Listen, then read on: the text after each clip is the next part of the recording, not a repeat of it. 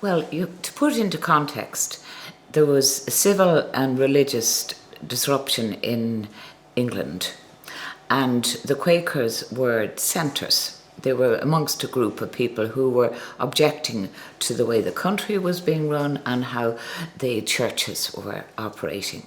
And George Fox, the founder, spoke out, and gradually there were followers, and they formed themselves into the Religious Society of Friends, commonly known as Quakers, and we call them Quakers.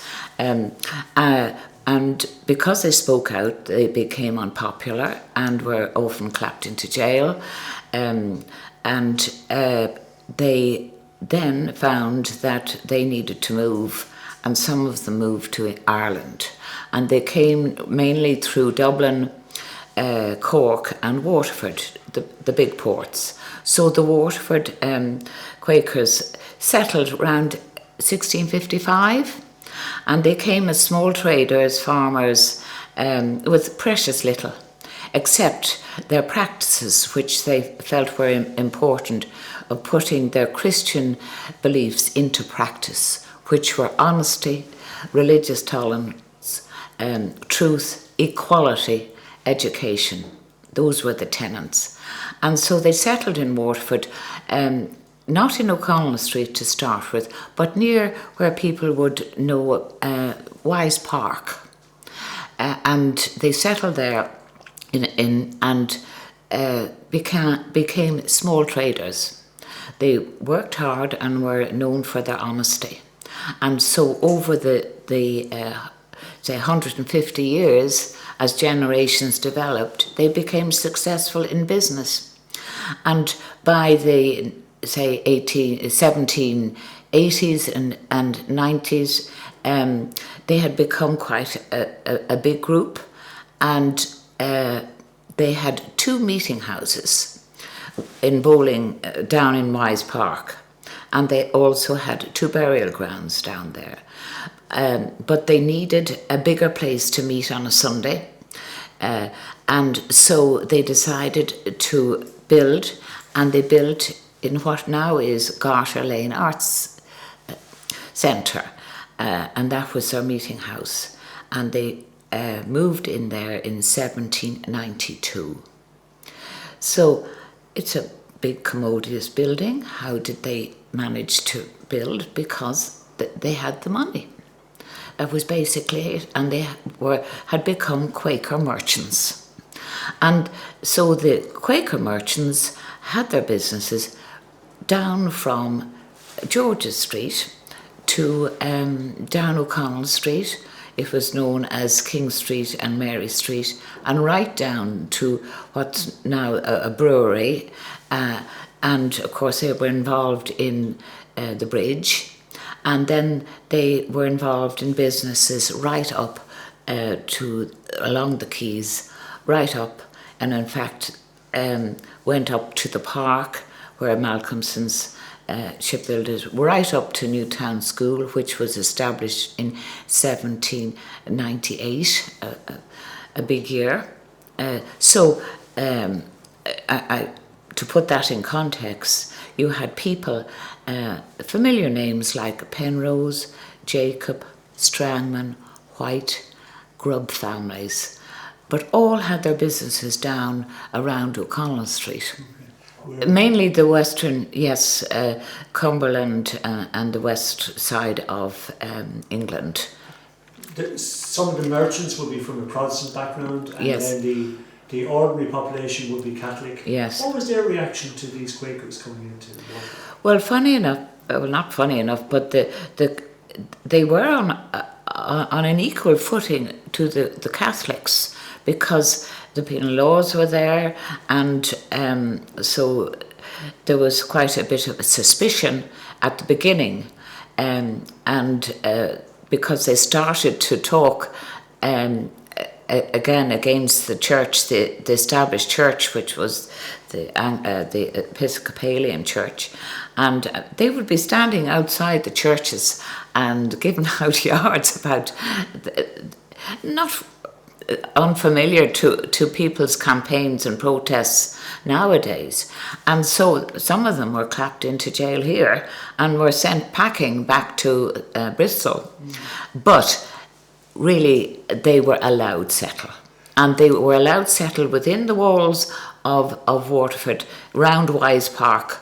And because they were able to work hard, they started to integrate. But I suppose it's interesting now because they were refugees. Yes, and yes. how they were. It's interesting to see how they were assimilated or how they got on with the local community. Well, you see, they were amongst the Catholic population, as it were, and but they were allowed settle, and they developed their relationship with the local people. That was it.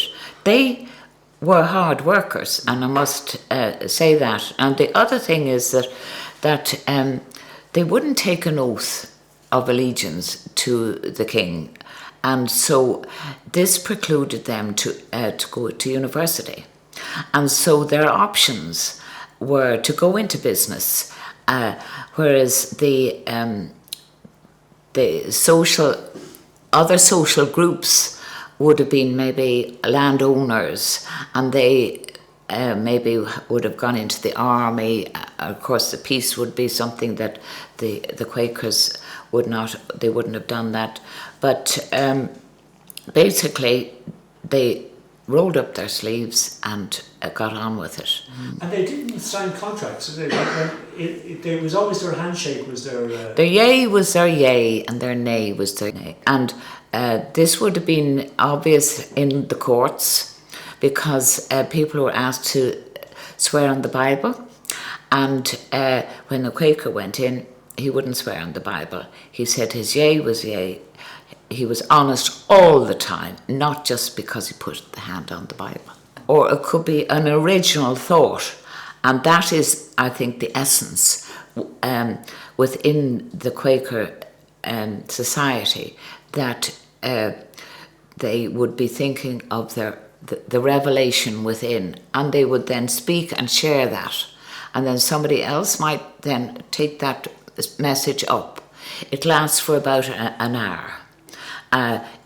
In our own current meeting house, which is in Newtown, it's at 10 o'clock, and at 10 o'clock the young children go into a junior meeting, and that is organised for the youngsters, and they come in then at about a quarter of an hour before the end, so everybody then is gathered. It's very, very simple.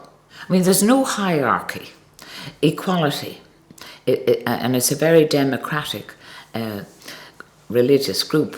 It's quite hard. It's really do-it-yourself kind of thing, because you have to work at it yourself, and that's the freedom of it, I think. And that's why I think quite a number of people are interested now in it, and we're getting quite a lot of what we call attenders coming to the meet, because they're disillusioned with their own church. So there is no hierarchy, and everybody has to take part in the business side of things as well, and take responsibility.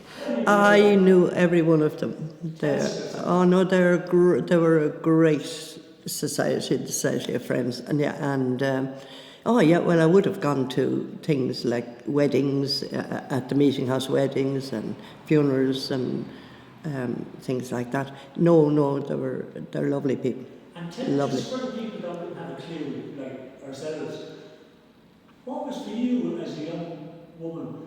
What was different to, say, your Catholic background and then seeing Quaker occasions like what you mentioned? What was different? It's just a different form of religion, they don't have priests, or they have elders, and, it's lovely. It's very spiritual to go and you just sit and, meditate and that. No, it's very respectful, and yeah. And this whole thing then of their word is their like a contract. Oh yeah, honesty, yeah, and they trusted everybody. Probably some of the times too trusting, and that's, yeah. And then was there any difference to, say, for example, a Quaker wedding or a Quaker funeral to, say, what you would know in Catholic? Oh yeah, like there wasn't the church part of it, you know. There wasn't a priest.